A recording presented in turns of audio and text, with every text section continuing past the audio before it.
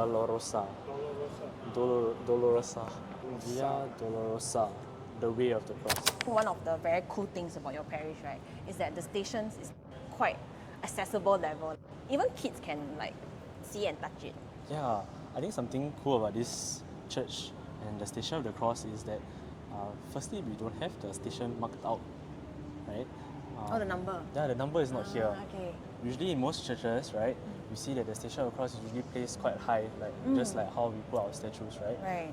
For Church of Risen Christ, we put it quite low. In a sense, it's like kid friendly and perhaps also elderly friendly, because like Risen Christ, Toa Payoh is quite an elderly place, right?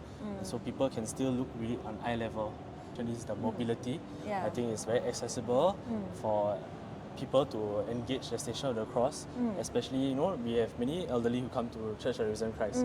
I think most of them are very devout and they kind of like to pray the stations when it is the season of Lent, right? To prepare for Holy Week. And so the Station of the Cross is found almost in every Catholic church. There are 14 stations, right, in the Station of the Cross. And so for me personally, I think there is no one station that always speaks out, right? Different seasons of your life, different seasons, different things speaks out. For me, the past year, I think the stations where Jesus met his mother spoke out to me a bit.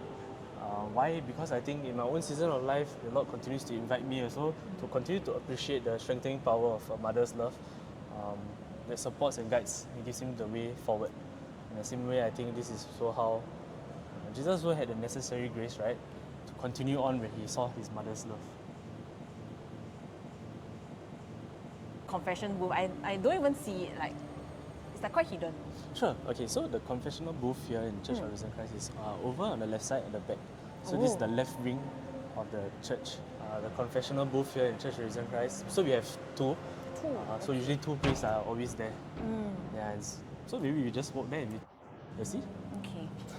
Most of the time, two booths are usually open because we have about 3 active priests here in our church.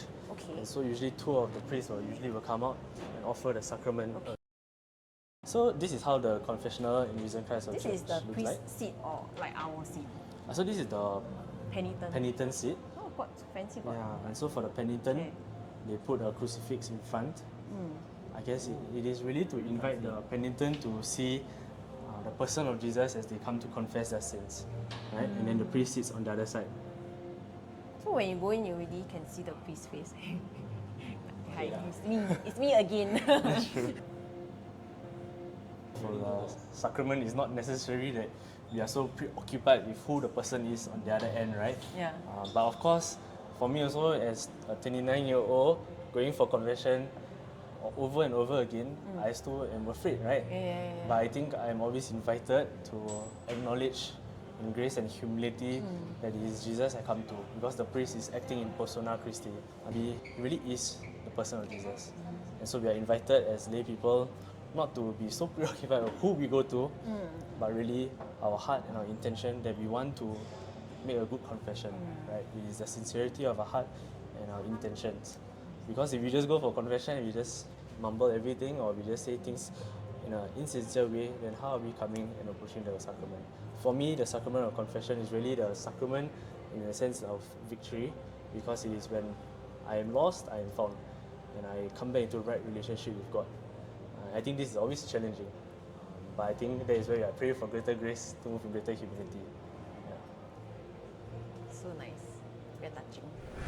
Next episode, we learn about the importance of community life in the parish.